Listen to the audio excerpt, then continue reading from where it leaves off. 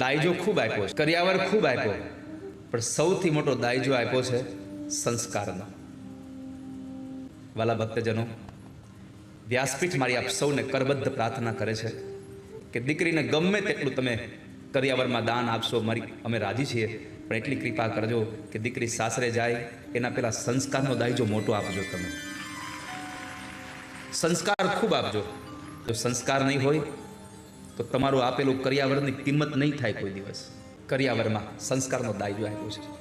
સૌથી મોટી એક શિખામણ એ આપી છે કે બેટા, આ તારો પતિ છે ને, એ તારો પરમેશ્વર છે. આ તારો પતિ છે, એ તારો પરમેશ્વર છે. કામ કરજે. ઉત્તમ કે યસ બસ મન માહી. રામચરિતમાનસ કહે છે કે ઉત્તમમાં ઉત્તમ કોઈ તારા માટે કોઈ પુરુષ હોય તો તારો પતિ છે. ભગવાન કૃષ્ણએ કહ્યું છે ભાગવતજીમાં.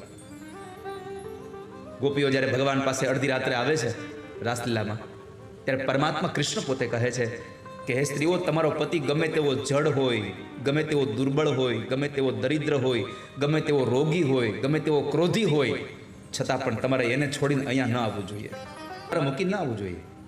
રામચરિતમાનસમાં ગોસ્વામી તુલસીદાસજી મહારાજની કલમમાં લખાયેલું છે કે સ્ત્રીએ પોતાના પતિ સિવાય જેટલા પુરુષો છે એ પુરુષોને કઈ નજરથી જોવા, તો લખ્યું મધ્યમ પરપતિ દેખઈ કેસે.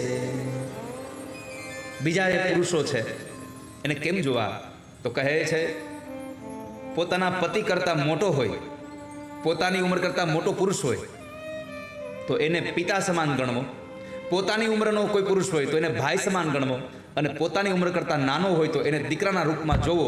કાં તો પુરુષને પતિના રૂપમાં, કાં તો પુરુષને પિતાના રૂપમાં, કાં ભાઈના રૂપમાં, અને કાં તો દીકરાના રૂપમાં જોવો. પોતાના પતિ સિવાયના બધા પુરુષોને ભાઈ, પુત્ર અને પિતાના રૂપમાં જોવા, બાકી જોવો નહીં ક્યારે. ભ્રાતા પિતા પુત્ર નિજ જૈસે. તમારે એવી જ રીતના જોવો જોઈએ. અહીંયા